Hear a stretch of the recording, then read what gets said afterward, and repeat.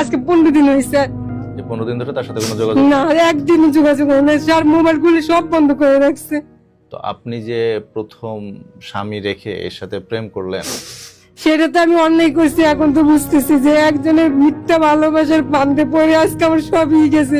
আগে বোঝেন নাই?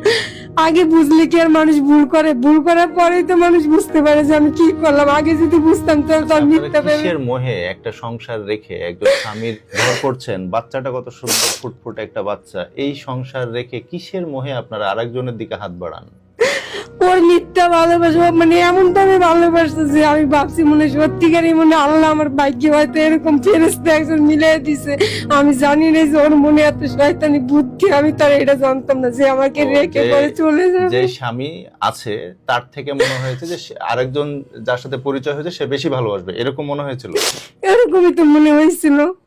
এই কারণে এই প্রথম স্বামীকে ডিভোর্স দিয়ে দিয়েছেন। জি, ডিভোর্স দিয়েছে। সে আমাকে বললো না যে আমাকে অনেক ভালোবাসে, সে মসজিদে যে কিরা করছে। প্রেমিক প্রেমিক জি, কিন্তু মসজিদে। প্রথম স্বামীর দোষটা কোথায়? আপনি তাকে প্রথম স্বামীর দুষ্টা কোথাও নাই। প্রথম স্বামী আমার ভালোই ছিল, কিন্তু ওর প্রেমে পড়ে আমি আমার প্রথম স্বামীকে ডিভোর্স দেওয়া হয়েছে। তাকে সেই সুযোগ কেন দিলেন? সুযোগ দিয়ে তো ভুল করছে। এখন তো বুঝতেছি যে আমি কি করছি জীবনে। জীবনে আমি সবই হারাইছি।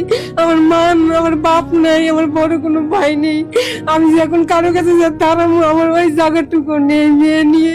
আপনার প্রথম স্বামীর সাথে তো আপনি বেইমানি করেছেন, করেন নাই? জি, তো সেই শাস্তি তো এখন পাইতেছি। আমি সবার কাছে মাপ চাই, আমার প্রথম স্বামীর কাছে আমি মাপ চাই। আল্লাহ যেন আমার মাফ করে দেয়।